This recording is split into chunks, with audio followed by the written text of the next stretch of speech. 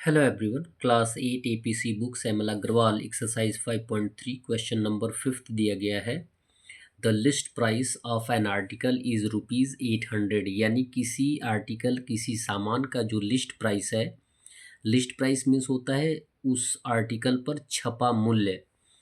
यदि ₹800 है and a dealer, यदि एक डीलर इज सेलिंग उसे बेच रहा है it at a discount of 20%, यदि उस सामान को 20% डिस्काउंट पे बेच रहा है तो फाइंड करना, हमें ज्ञात करना है। क्या फाइंड आउट करना है? सेलिंग प्राइस फाइंड आउट करना है। कौन सा?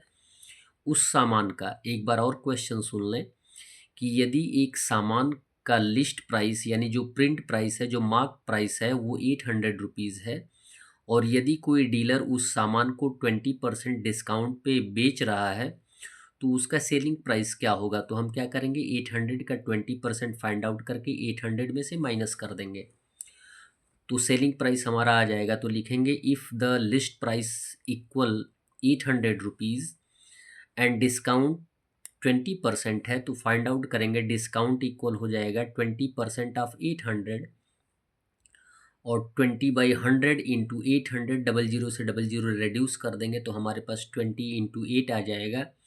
आंसर आ जाएगा ₹160, यानी 20% यदि डिस्काउंट दे रहा है तो कितने रुपए डिस्काउंट दे रहा है? ₹160 डिस्काउंट दे रहा है। तो उसका सेलिंग प्राइस क्या होगा? यानी 20% छूट देने के बाद ही वह बेचेगा, जबकि लिस्ट प्राइस क्या है? 800 है। तो सेलिंग प्राइस क्या होगी? List price minus discount.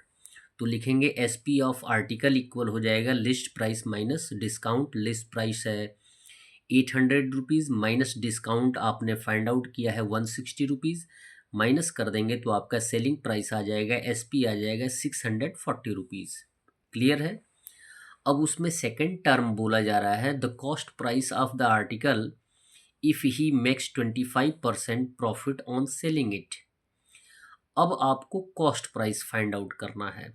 यदि कोई डीलर उस सामान को बेचने के बाद 25% का प्रॉफिट पाता है तो सेलिंग प्राइस क्या होगा? क्लियर है? जैसा कि आप ऑलरेडी उसको फाइंड आउट कर चुके हैं, तो इसको किस तरीके से सॉल्यूशन में हम फाइंड आउट करेंगे?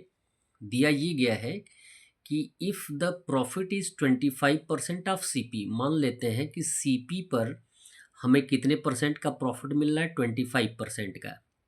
क्लियर? तो हम एसपी कैसे फाइंड आउट करते हैं?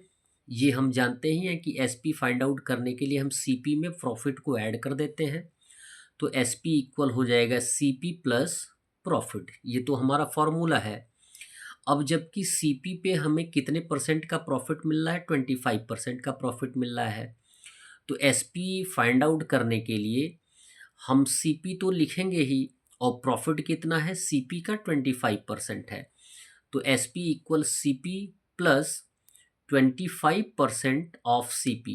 प्रॉफिट किसका होता है? सी पी का 25%। S P equal C P same होगा।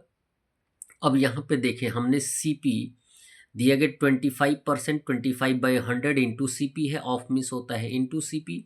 सी पी जो है दोनों टर्म में है, यहाँ पे प्लस का सिंबल है, इसमें भी सी पी इसमें भी सी पी, तो हम सी पी को कॉमन ले लेंगे तो यहाँ पे क्या बच जाएगा? 1 प्लस 25/100, इसको हम ब्रैकेट में कर सकते हैं। क्लियर है? कॉमन को हम बाहर कर लेते हैं।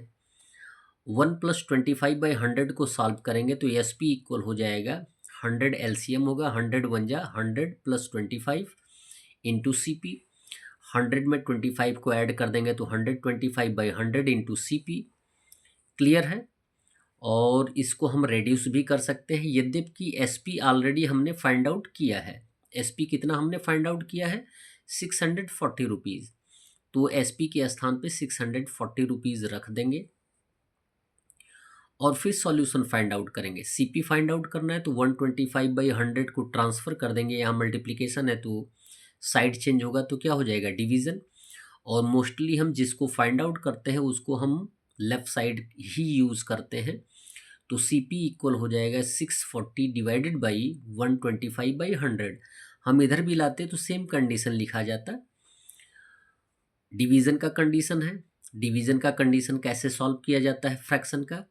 मल्टीप्लिकेशन के द्वारा। यानी 640 अगर डिवीज़न का सिंबल लाएंगे तो उससे रिलेटेड जो फ्रैक्शन होता है वो क्या हो जाता है, इन्वर्स हो जाता है। 125/100 का 100/125 होगा। अब रेड्यूस कर लेंगे, और रेड्यूस करने का तरीका आप जानते ही हैं कि यदि डिविजिबल होता है, इवन नंबर दोनों है न्यूमरेटर और डेनोमिनेटर, तो हम 2 से स्टार्ट करते हैं। तो यहाँ पे न्यूमरेटर जो होल नंबर होता है वो न्यूमरेटर के ही रूप में काउंट होता है। 640 न्यूमरेटर है, 700 न्यूमरेटर है, 125 केवल डेनोमिनेटर है। तो 5 से पहले रेड्यूस करेंगे। 5 से 125 को काटेंगे 25, 5 से 100 को काटेंगे 20। अभी भी 5 से दोनों रेड्यूसिबल है। 5 से 20 को रेड्यूस करेंगे तो 4 आएगा। 5 से 25 को रेड्यूस करेंगे तो 5 आएगा। अब 5 से 640 को रेड्यूस कर देंगे। 5 1 जा 5 और 640 को रेड्यूस करेंगे 128। एज ए डेनोमिनेटर क्या आ गया, 1। क्लियर है? हमारे पास न्यूमरेटर क्या है, 128 इंटू 4।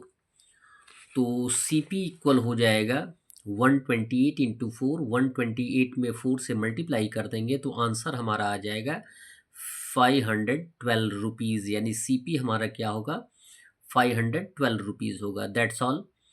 वीडियो को लाइक करें और चैनल को अवश्य सब्सक्राइब करें, साथ में अन्य मित्रों को भी बताने का प्रयास करें। धन्यवाद।